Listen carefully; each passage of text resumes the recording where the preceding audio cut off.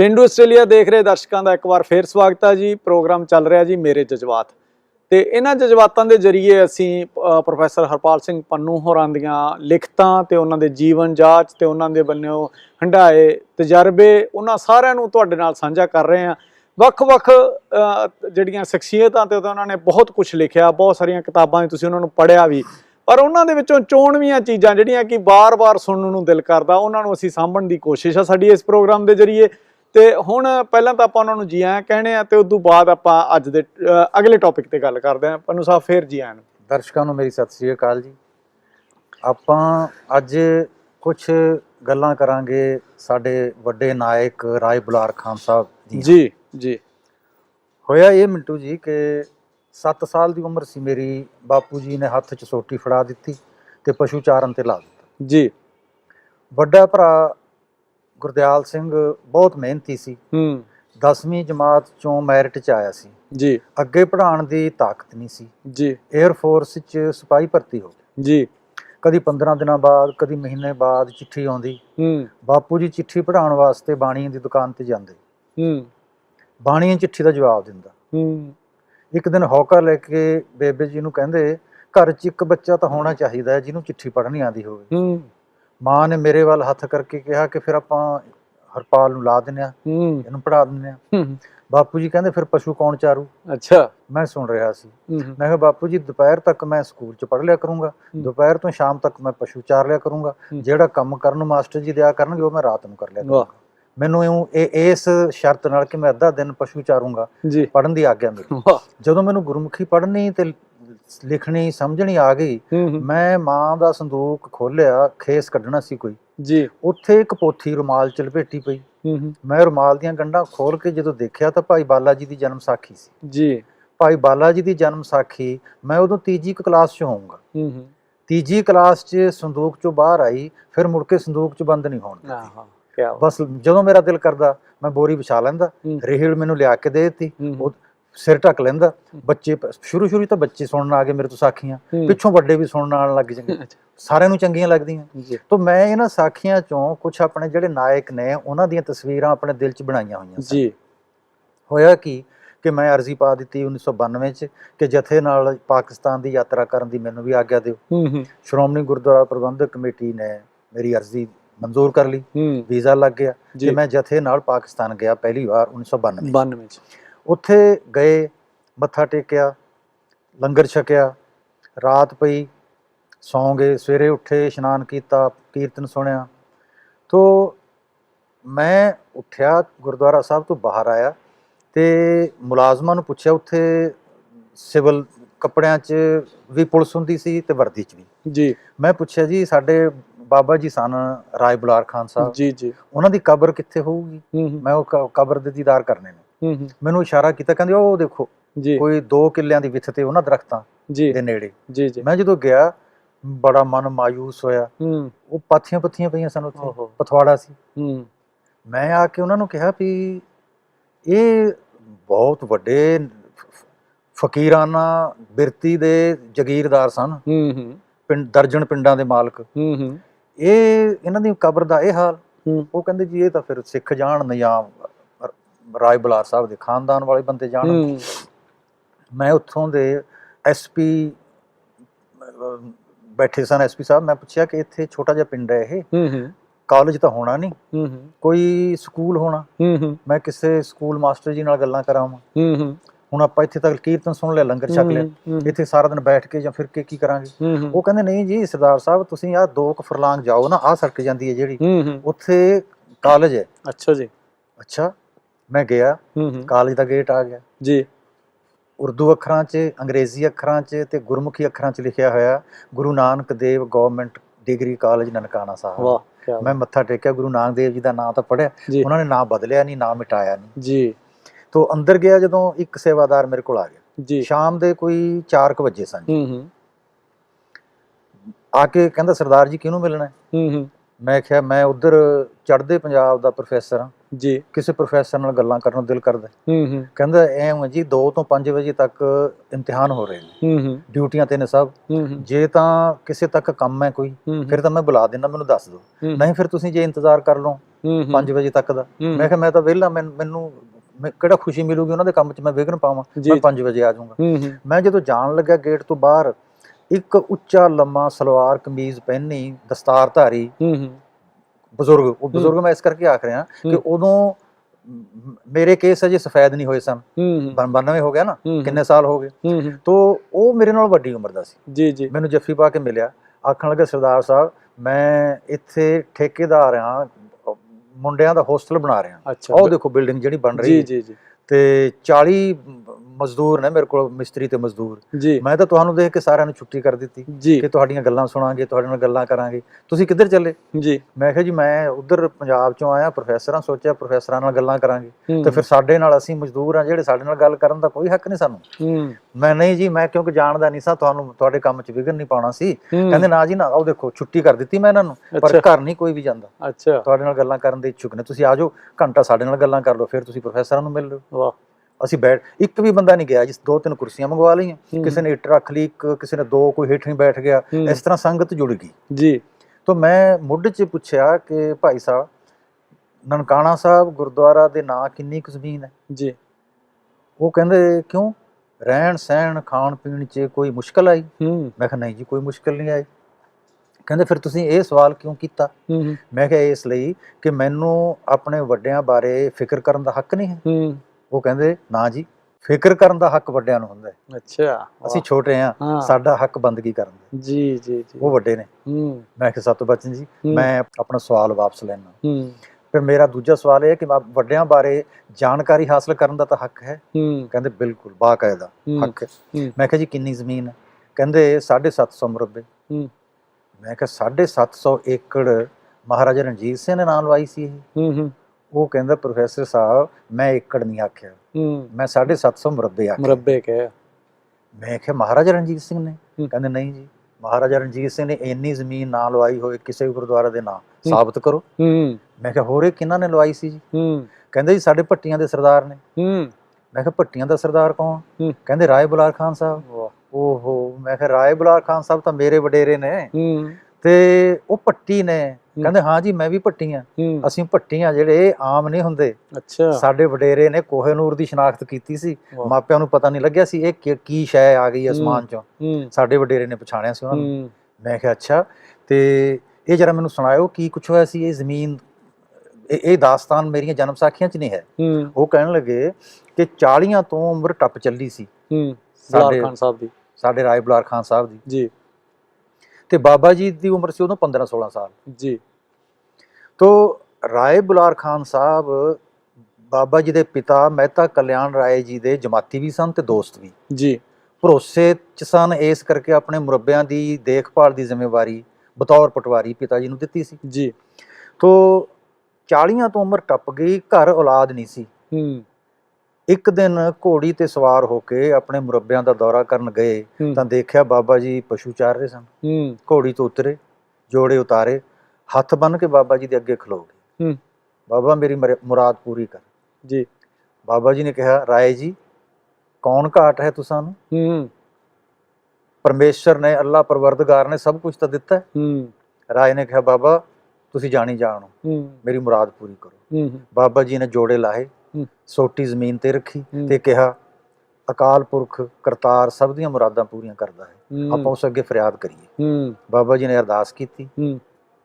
ਅਰਦਾਸ ਕਰਨ ਪਿੱਛੋਂ ਬਾਬਾ ਜੀ ਨੇ ਰਾਏ ਜੀ ਨੂੰ ਫਰਮਾਇਆ, ਰਾਏ ਤੁਸਾਂ ਦੀ ਮੁਰਾਦ ਪੂਰੀ ਹੋਈ, ਸ਼ੱਕ ਨਹੀਂ ਕਰਨਾ।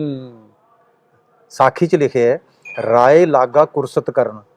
ਮੈਂ ਕੁਰਸਤ ਦਾ ਮੈਂ ਨਾ ਦੇਖਿਆ, ਕੁਰਸਤ ਮੈਨੇ ਝੁਕ ਕੇ ਦੂਰਾ ਹੋ ਕੇ ਸਲਾਮ ਕਰਨੀ। ਰਾਏ ਲਾਗਾ ਕੁਰਸਤ ਕਰਨ, ਕੁਰਸਤ ਕਰਦਾ ਕਰਦਾ ਪਿੱਛੇ ਹਟਿਆ, ਨੰਗੇ ਪੈਰੀ ਪੈਦਲ ਹਵੇਲੀ ਆਇਆ। ਹੁਣ ਇੰਨੇ ਕੁ ਤੱਕ ਜਨਮ ਸਾਖੀ 'ਚ ਹੈਗੀ ਜੀ ਜੀ। ਕੀ ਮੰਗਿਆ ਸੀ, ਕੀ ਦਿੱਤਾ ਸੀ, ਇਹ ਨਹੀਂ ਹੈ ਜੀ। 4 ਜਨਮ ਸਾਖੀਆਂ ਚੋਂ ਕਿਸੇ ਜਨਮ ਸਾਖੀ 'ਚ ਨਹੀਂ ਹੈ। ਇਹ ਮੈਨੂੰ ਪਾਕਿਸਤਾਨ ਚੋਂ ਠੇਕੇਦਾਰ ਭੱਟੀ ਨੇ ਦੱਸੀ। ਉਹ ਕਹਿੰਦਾ ਜੀ ਸਾਲ ਬਾਅਦ ਉਹਨਾਂ ਦੇ ਘਰ ਬੇਟਾ ਪੈਦਾ ਹੋਇਆ ਜੀ। ਰਾਏ ਇੰਨਾ ਖੁਸ਼ ਕਿ ਦਾਵਤ ਦਿੱਤੀ ਸੀ, ਪਿੰਡਾਂ ਦੇ ਪਿੰਡ ਆ ਉਤਰੇ ਸਨ। ਹੂੰ ਨਵਾਬ ਦੌਲਤ ਖਾਨ ਰਿਸ਼ਤੇਦਾਰ ਸੀ ਉਹਨਾਂ ਦਾ, ਹੂੰ ਨਵਾਬ ਦੌਲਤ ਖਾਨ ਆਇਆ ਸੀ ਇਸ ਦਾਵਤ 'ਚ ਸ਼ਾਮਲ ਜੀ ਹੋਣ। ਜੀ ਤੇ ਇਸ ਵੱਡੇ ਇਕੱਠ 'ਚ ਹੂੰ ਰਾਏ ਬੁਲਾਰ ਖਾਨ ਸਾਹਿਬ ਨੇ, ਜਿਹੜੇ ਕਿ 1500 ਮੁਰੱਬੇ ਜ਼ਮੀਨ ਦੇ ਮਾਲਕ ਸਨ, ਹੂੰ ਅੱਧਾ ਰਕਬਾ ਹਜ਼ਰਤ ਬਾਬਾ ਨਾਨਕ ਅਲੈਹਿਸਲਾਮ ਦੇ ਨਾਂ ਇੰਤਕਾਲ ਤਬਦੀਲ ਕਰਵਾਇਆ ਸੀ। 750 750 ਮੁਰੱਬਿਆਂ ਨੂੰ 25 ਤੇ ਗੁਣਾ ਕਰ ਦਿਓ ਜੀ, 18750 ਏਕੜ ਬਣ ਅੱਜ ਤੱਕ 18750 ਏਕੜ ਗੁਰੂ ਨਾਨਕ ਦੇਵ ਜੀ ਦੇ ਨਾਂ ਤੇ ਜ਼ਮੀਨ ਹੈ। ਵਾਹ ਕੀ ਬਾਤ ਹੈ ਜੀ। ਤੇ ਤੁਸੀਂ ਉੱਥੋਂ ਪਿੰਡ ਜਾ ਕੇ ਨਾ, ਨਨਕਾਣਾ ਸਾਹਿਬ ਦੇ ਆਲੇ ਦੁਆਲੇ ਦੇ ਪਿੰਡਾਂ 'ਚ ਕਿਸੇ ਪਿੰਡ 'ਚ ਜਾਓ, ਪਟਵਾਰੀ ਤੋਂ ਫਰਦ ਲਓ, ਜੀ ਮਾਲਕ ਦਾ ਨਾਮ ਜੀ ਬਾਬਾ ਨਾਨਕ, ਹੂੰ ਕਾਬਜ਼ ਦਾ ਨਾਮ ਬਾਬਾ ਨਾਨਕ, ਕਾਸ਼ਤਕਾਰ ਦਾ ਨਾਮ ਹਜ਼ਰਤ ਬਾਬਾ ਨਾਨਕ ਅਲੈਹਿਸਲਾਮ। ਵਾਹ ਉਹ ਕਹਿੰਦੇ ਜੀ, ਖੁਸ਼ ਹੋ ਕੇ ਦੱਸਿਆ, ਇਹਨਾਂ ਖੇਤਾਂ 'ਚ ਜਿਹੜੇ ਤੁਹਾਨੂੰ ਦਿਖਾਈ ਦਿੰਦੇ ਨਾ ਪ੍ਰੋਫੈਸਰ ਸਾਹਿਬ, ਅੱਜ ਵੀ ਬਾਬਾ ਨਾਨਕ ਖੇਤੀ ਕਰਦਾ ਹੈ, ਅਸੀਂ ਉਹਦਾ ਰਿਜ਼ਕ ਖਾਂਦੇ ਹਾਂ। ਵਾਹ ਵਾਹ ਕੀ ਬਾਤ ਹੈ, ਬਹੁਤ ਖੂਬ ਜੀ। ਰਾਏ ਬੁਲਾਰ ਖਾਨ ਸਾਹਿਬ ਨੂੰ ਅਸੀਂ ਜਦੋਂ ਤੱਕ ਸਿੱਖੀ ਰਹੂਗੀ, ਜਿਹੜੀ ਕਿ ਜੁਗਾਂ ਜੁਗਾਂ ਤੱਕ ਰਹਿਣੀ ਹੈ, ਤੇ ਰਾਏ ਬੁਲਾਰ ਖਾਨ ਨੂੰ ਵੀ ਉਵੇਂ ਯਾਦ ਕੀਤਾ ਆਪਣੇ ਜਾਂਦਾ ਰਹੂਗਾ। ਦਰਸ਼ਕਾਂ ਸਰੋਤਿਆਂ ਨੇ ਮਿੰਟੂ ਜੀ ਜੀ ਸੱਚੇ ਸੌਦੇ ਦੀ ਸਾਖੀ ਸੁਣੀ ਹੈ। ਜੀ ਬਿਲਕੁਲ ਉਹ ਸਾਖੀ ਨਹੀਂ ਆਪਾਂ ਸੁਣਾਉਂਦੇ, ਜੀ ਜਿਹੜੀ ਬਚਪਨ ਤੋਂ ਹੀ ਆਪਾਂ ਸੁਣਦੇ ਆਏ ਹਾਂ, ਜੀ ਲੇਕਿਨ ਉਸ ਸਾਖੀ ਨੂੰ ਲਿਖਦੇ ਆ ਸਾਖੀਕਾਰ ਨੇ ਕੁਝ ਵਾਕ ਦਰਜ ਕੀਤੇ ਨੇ। ਹੂੰ ਉਹ ਵਾਕ ਮੇਰੇ ਮਨ ਮਸਤਕ ਦੇ ਦੁਆਲੇ ਪ੍ਰਕਰਮਾ ਕਰਦੇ ਰਹਿੰਦੇ ਨੇ, ਉਹ ਮੈਂ ਆਪਣੇ ਦਰਸ਼ਕਾਂ ਨਾਲ ਸਾਂਝੇ ਕਰਨਾ ਹੈ। ਵਾਹ ਜਦੋਂ ਪਿਤਾ ਨੂੰ ਖਬਰ ਮਿਲੀ ਕਿ 20 ਰੁਪਈਆਂ ਦਾ ਕੀ ਕੀਤਾ, ਜੀ ਕੁਦਰਤੀ ਸੀ, ਹੂੰ ਗੁੱਸਾ ਆਉਣਾ ਸੀ, ਜੀ ਪਰ ਸਾਡੇ ਦਰਸ਼ਕਾਂ ਨੂੰ ਇਸ ਗੱਲ ਦਾ ਨਹੀਂ ਪਤਾ ਕਿ ਪਿਤਾ ਜੀ ਨੇ ਬਾਬਾ ਜੀ ਨੂੰ ਇਕੱਲਿਆਂ ਸੌਦਾ ਖਰੀਦਣ ਨਹੀਂ ਭੇਜਿਆ ਸੀ, ਹੂੰ ਭਾਈ ਬਾਲਾ ਜੀ ਨੂੰ ਨਾਲ ਭੇਜਿਆ ਸੀ। ਹੂੰ ਭਾਈ ਬਾਲਾ ਜੀ 3 ਸਾਲ ਵੱਡੇ ਸਨ ਮਹਾਰਾਜ ਤੋਂ। ਜੀ ਪਹਿਲੋਂ ਭਾਈ ਬਾਲਾ ਜੀ ਨੂੰ ਤਲਬ ਕੀਤਾ ਪਿਤਾ ਨੇ। ਹੂੰ ਭਾਈ ਬਾਲਾ ਜੀ ਜਦੋਂ ਹਵੇਲੀ ਆਏ, ਹੂੰ। ਪਿਤਾ ਨੇ ਪੁੱਛਿਆ ਕੀ ਕੀਤਾ ਉਸ ਰੁਪਈਆਂ ਦਾ। ਹੂੰ ਬਾਲੇ ਕਹਿਆ ਜੀ ਅਸਾਂ ਤਾਂ ਬਹੁਤ ਰੋਕਿਆ ਸੀ ਹੂੰ ਪਰ ਰੁਕੇ ਨਹੀਂ। ਹੂੰ ਮੈਂ ਆਖਿਆ 20 ਰੁਪਏ ਜ਼ਾਇਆ ਕਰਨ ਦਾ ਆਪਾਂ ਨੂੰ ਕੋਈ ਹੱਕ ਨਹੀਂ। ਹੂੰ ਬਾਬੇ ਕਹਿਆ ਇਹਨਾਂ ਪਾਸੋਂ ਮੁੱਲਵਾਨ ਬੋਲ ਮਿਲਣਗੇ, ਹੂੰ ਬੋਲ ਕੀਮਤੀ ਹਨ ਸਾਡੇ ਲਈ, ਵਾਹ ਕਮਾਈਆਂ ਕਰਨ ਵਾਲੇ, ਤਪੱਸਿਆ ਕਰਨ ਵਾਲੇ ਅਨੁਭਵੀ ਸਾਧੂ ਹਨ। ਜੀ ਇਹਨਾਂ ਤੋਂ ਅਸੀਂ ਜੋ ਕੁਝ ਹਾਸਲ ਕਰਾਂਗੇ ਉਸ ਦੇ ਸਾਹਮਣੇ 20 ਰੁਪਏ ਕੁਝ ਵੀ ਨਹੀਂ। ਕੁਛ ਵੀ ਨਹੀਂ। ਜੀ ਮੇਰੇ ਰੋਕਦਿਆਂ ਖਰਚ ਦਿੱਤੇ। ਵਾਹ ਪਿਤਾ ਨੇ ਪੁੱਛਿਆ ਇਸ ਵੇਲੇ ਨਾਨਕ ਹੈ ਕਿੱਥੇ। ਹੂੰ ਬਾਲੇ ਦੱਸਿਆ ਜੀ ਪਿੰਡ ਦੇ ਬਾਹਰ ਛੱਪੜ ਕਿਨਾਰੇ ਕਰਤਾਰ ਦਾ ਨਾਮ ਲੈ ਰਿਹਾ ਹੈ। ਅੱਛਾ ਤੇਜ਼ ਕਦਮੀ ਪਿਤਾ ਘਰੋਂ ਬਾਹਰ ਨਿਕਲਿਆ। ਹੂੰ ਗੁਸੈਲੇ ਪਿਤਾ ਦੇ ਪਿੱਛੇ ਪਿੱਛੇ ਨਾਨਕੀ ਚੱਲੀ। ਹੂੰ ਛੱਪੜ ਦੇ ਨਜ਼ਦੀਕ ਬੈਠੇ ਬਾਬਾ ਨੂੰ ਦਿਸਿਆ ਪਿਤਾ ਜੀ ਆ ਰਹੇ ਹਨ। ਹੂੰ ਅਦਬ ਨਾਲ ਖਲੋ ਗਿਆ। ਹੂੰ ਆਉਣ ਸਾਰ ਪਿਤਾ ਨੇ ਪੁੱਛਿਆ ਕੀ ਕੀਤਾ ਉਸ 20 ਰੁਪਈਆਂ ਦਾ। ਹੂੰ ਬਾਬੇ ਕਹਿਆ ਜੀ ਖਰਾ ਸੌਦਾ ਕਰਨ ਦਾ ਹੁਕਮ ਦਿੱਤਾ ਸੀ ਨਾ, ਖਰਾ ਸੌਦਾ ਕਰ ਆਇਆ ਹਾਂ। ਹੂੰ ਭੁੱਖੇ ਸਾਧੂਆਂ ਨੂੰ ਭੋਜਨ ਕਰਾ ਦਿੱਤਾ। ਖੱਬੇ ਹੱਥ ਨਾਲ ਸੱਜੀ ਗੱਲ ਉੱਤੇ, ਸੱਜੇ ਹੱਥ ਨਾਲ ਖੱਬੀ ਗੱਲ ਉੱਤੇ 2 ਥੱਪੜ ਰਸੀਦ ਕੀਤੇ। ਹੂੰ ਹੰਝੂਆਂ ਦੀਆਂ ਕੁਝ ਬੂੰਦਾਂ ਛੱਪੜ ਕਿਨਾਰੇ ਡਿੱਗੀਆਂ। ਹੱਥ ਫੜ ਕੇ ਨਾਨਕੀ ਨੇ ਕਿਹਾ ਪਿਤਾ ਜੀ ਘਰ ਚੱਲੀਏ। ਹੂੰ ਦਰਸ਼ਕੋ ਮੇਰੇ ਵਾਸਤੇ ਇਹ ਵਾਕ ਆਮ ਨਹੀਂ ਹੈ। ਪਿਤਾ ਜੀ ਘਰ ਚੱਲੀਏ। ਸੰਸਾਰ ਦੇ ਸਾਰੇ ਧਰਮ ਗ੍ਰੰਥਾਂ 'ਚ ਇਹ ਲਿਖਿਆ ਹੋਇਆ ਹੈ ਕਿ ਇਹ ਧਰਤੀ ਤੁਹਾਡਾ ਘਰ ਨਹੀਂ ਹੈ, ਇਹ ਸਰਾਂ ਹੈ, ਤੁਸੀਂ ਮੁਸਾਫਰ ਹੋ। ਬਿਲਕੁਲ ਘਰ ਕਿਤੇ ਹੋਰ ਹੈ, ਕਰਮਾਂ ਵਾਲੇ ਘਰ ਪਹੁੰਚਣਗੇ। ਬਾਲੜੀ ਦੇ ਮੁਖੋਂ ਸਾਖੀਕਾਰ ਨੇ ਇਹ ਵਾਕ ਬੁਲਵਾਇਆ ਪਿਤਾ ਜੀ ਘਰ ਚੱਲੀਏ। ਪਿਤਾ ਜੀ, ਬਾਬਾ ਜੀ, ਬੇਬੇ ਨਾਨਕੀ ਜੀ ਆ ਗਏ ਘਰ। ਰਾਏ ਬੁਲਾਰ ਖਾਨ ਸਾਹਿਬ ਨੂੰ ਇਸ ਘਟਨਾ ਦਾ ਪਤਾ ਲੱਗਾ। ਨੌਕਰ ਭੇਜਿਆ ਮਹਿਤਾ ਨੂੰ ਹਵੇਲੀ ਲੈ ਕੇ ਆਓ ਜੀ। ਨੌਕਰ ਗਿਆ, ਆਵਾਜ਼ ਮਾਰੀ ਜੀ ਰਾਏ ਜੀ ਨੇ ਸੱਦੇ ਜੀ। ਪਿਤਾ ਨੂੰ ਪਤਾ ਸੀ ਕਿ ਨਾਰਾਜ਼ ਹੋਣਗੇ, ਇਸ ਕਰਕੇ ਕਹਿ ਦਿੱਤਾ ਘਰ ਨਹੀਂ ਆਣ। ਵਾਪਸ ਆ ਕੇ ਨੌਕਰ ਨੇ ਦੱਸ ਦਿੱਤਾ ਜੀ ਘਰ ਨਹੀਂ ਮਿਲੇ ਜੀ। ਰਾਏ ਕਹਿਆ ਕਿੱਡਾ ਕੋ ਪਿੰਡ ਹੈ ਤਲਵੰਡੀ, ਕਿੱਥੇ ਗਏ ਹੋਣਗੇ ਜੀ। 2 ਨੌਕਰ ਭੇਜੇ, ਕਿਹਾ ਜਿੱਥੇ ਵੀ ਹਨ ਲੱਭ ਕੇ ਲਿਆਓ ਅਰ ਨਾਨਕ ਜੀ ਨੂੰ ਨਾਲ ਲੈ ਕੇ ਆਣਾ। ਪਿਓ ਪੁੱਤਰ ਹਵੇਲੀ ਪਹੁੰਚੇ ਜੀ। ਬਾਬਾ ਜੀ ਨੂੰ ਛਾਤੀ ਨਾਲ ਲਾਇਆ। ਪਿਤਾ ਨੂੰ ਕਹਿਆ ਮਹਿਤਾ ਤੂੰ ਸਾਨੂੰ ਸਖਤ ਤਾਕੀਦ ਕੀਤੀ ਸੀ ਇਸ ਬੱਚੇ ਨਾਲ ਗੱਲ ਕਰਨ ਲੱਗਿਆ ਉੱਚੇ ਸੁਰ 'ਚ ਬਾਤ ਨਹੀਂ ਕਰਨੀ, ਅੱਜ ਤਾਂ ਤੁਸੀਂ ਜ਼ਿਆਦਤੀ ਕੀਤੀ। ਪਿਤਾ ਨੇ ਕਹਿਆ ਜੀ ਪੜਨ ਭੇਜਿਆ ਸੀ ਪੜਦਾ ਨਹੀਂ, ਪਸ਼ੂ ਚਾਰਨ ਭੇਜਿਆ ਪਸ਼ੂਆਂ ਵਿੱਚ ਧਿਆਨ ਨਹੀਂ, ਸੋਚਿਆ ਕਿਸੇ ਕੰਮ ਦਾ ਨਹੀਂ ਸੋ ਹੱਟੀ ਖੁਲਵਾਏ ਦਿੰਦਾ ਹਾਂ, 20 ਰੁਪਏ ਉਜਾੜ ਆਇਆ। ਰਾਏ ਨੇ ਨੌਕਰ ਨੂੰ ਕਹਿਆ ਅੰਦਰ ਬੇਗਮ ਸਾਹਿਬਾ ਪਾਸੋਂ 20 ਰੁਪਏ ਲੈ ਕੇ ਆਓ, ਅਸੀਂ ਘਾਟਾ ਪੂਰਾ ਕਰਦੇ ਹਾਂ। ਨੌਕਰ 20 ਰੁਪਏ ਲੈ ਆਇਆ। ਲਓ ਮਹਿਤਾ ਤੁਸਾਂ ਦਾ ਘਾਟਾ ਪੂਰਾ ਕਰਦੇ ਹਾਂ। ਪਿਤਾ ਨੇ ਕਹਿਆ ਜੀ ਪੈਸੇ ਤੁਸਾਂ ਦੇ ਹੋਏ ਕਿ ਅਸਾਂ ਦੇ, ਇਸ ਵਿੱਚ ਕੋਈ ਫਰਕ ਨਹੀਂ ਕਿਉਂਕਿ ਤੁਸੀਂ ਅਸਾਂ ਦੇ ਹੋ ਅਸੀਂ ਤੁਸਾਂ ਦੇ। ਰਾਏ ਨੇ ਕਹਿਆ ਜੇ ਪੈਸਿਆਂ ਦੀ ਕੋਈ ਗੱਲ ਨਹੀਂ ਫਿਰ ਜ਼ੁਲਮ ਕਾਸ ਲਈ ਕੀਤਾ ਸਾਈ ਫਰਿਸ਼ਤੇ ਉੱਪਰ। ਇਹ ਵਾਕ ਨੇ ਜੀ। ਫਿਰ ਜ਼ੁਲਮ ਕਾਸ ਲਈ ਕੀਤਾ ਸਾਈ ਫਰਿਸ਼ਤੇ ਉੱਪਰ। ਪਿਤਾ ਨੇ ਕਹਿਆ ਜੀ ਅੱਜ 20 ਰੁਪਏ ਉਜਾੜ ਆਇਆ, ਕੱਲ ਨੂੰ ਵੱਡਾ ਨੁਕਸਾਨ ਕਰੇਗਾ। ਪਿਤਾ ਹੋਣ ਦੇ ਨਾਤੇ ਆਪਣੀ ਔਲਾਦ ਨੂੰ ਜ਼ਿੰਮੇਵਾਰੀ ਸਿਖਾਉਣ ਦਾ ਮੈਨੂੰ ਕੋਈ ਹੱਕ ਨਹੀਂ।